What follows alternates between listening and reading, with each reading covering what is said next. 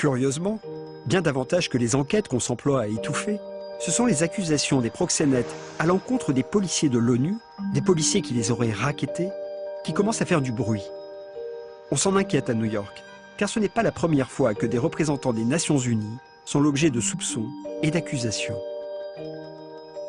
En Bosnie, on avait été appelé parce qu'il y avait deux petites filles, c'était vraiment deux petites filles, 13 et 14 ans, qui venaient d'être trouvées dans un bordel de Tuzla.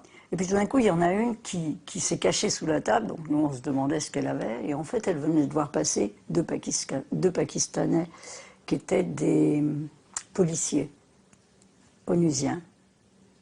Donc évidemment, on a enquêté.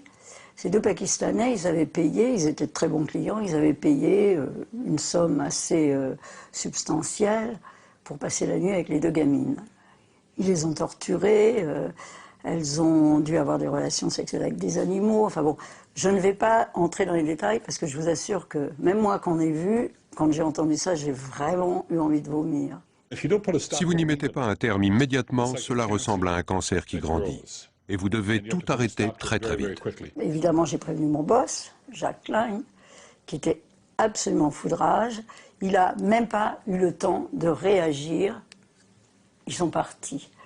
Et ils n'ont pas été punis. Rien. Vous le savez, je suppose, les cultures diffèrent de par le monde.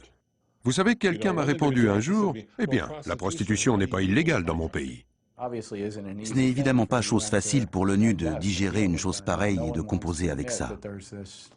Personne ne veut reconnaître qu'il y a un tel niveau de corruption, surtout sur des affaires aussi sensibles. Nous parlons de filles de 13, 14 ou 15 ans qui ont été enlevées de leur pays d'origine. Et l'idée que le personnel officiel de l'ONU pouvait être impliqué d'une façon ou d'une autre, qu'il protégeait les bordels, c'est vraiment inimaginable.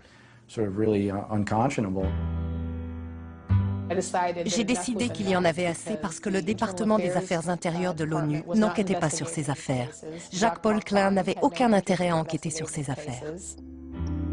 Catherine Bolkovac se retrouve bien seule sur le terrain. Elle reçoit des menaces. Elle sait qu'elle doit se méfier de tout le monde. Elle ne dort même plus dans la maison qui a été louée pour sa mission.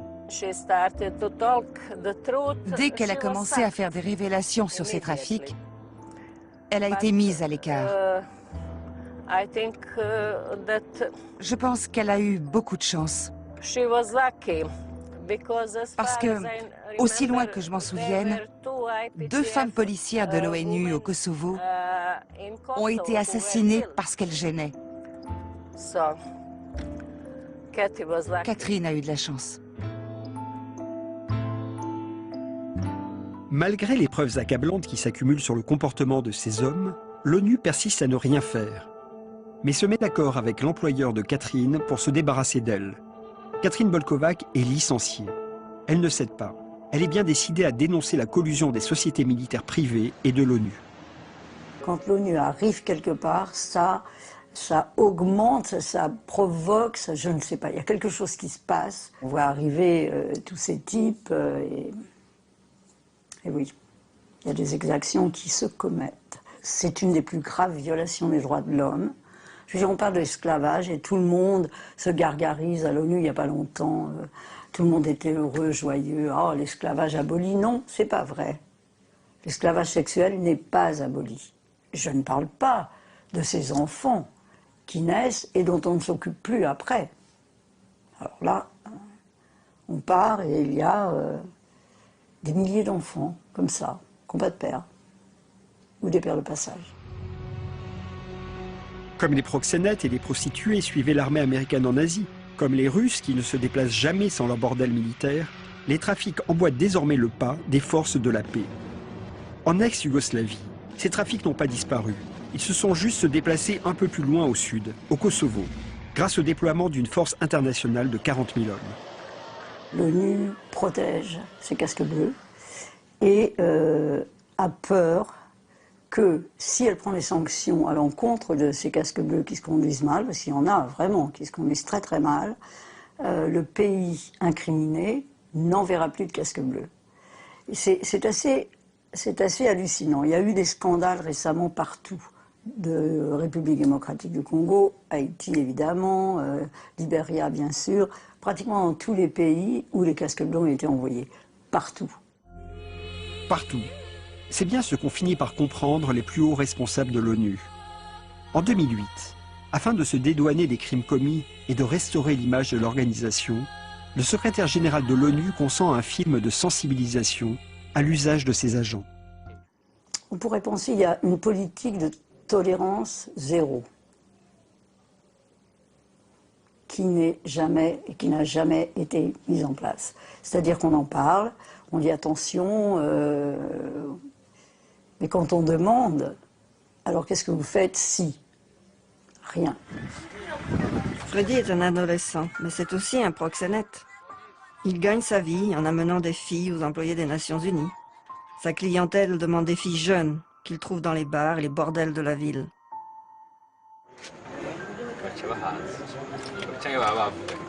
Il demande des filles de quel âge?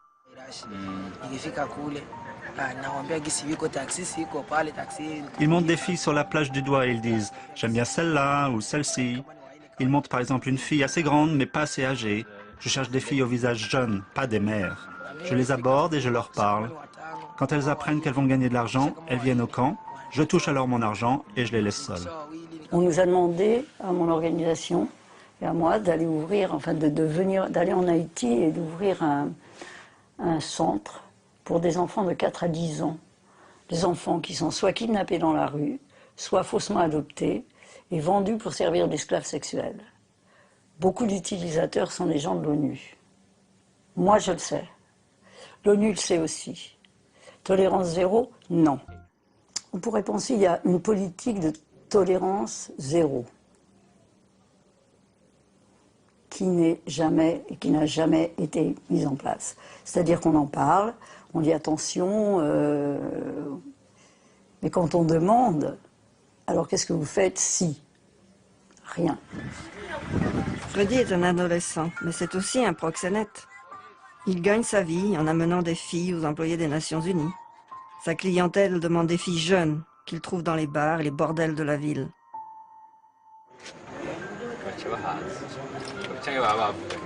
Il demande des filles de quel âge?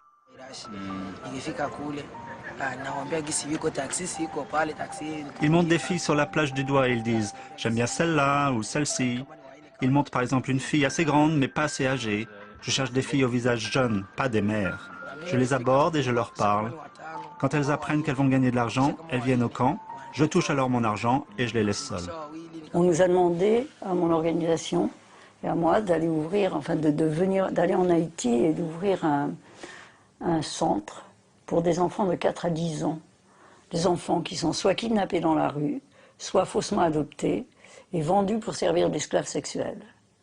Beaucoup d'utilisateurs sont des gens de l'ONU. Moi, je le sais. L'ONU le sait aussi. Tolérance zéro? Non.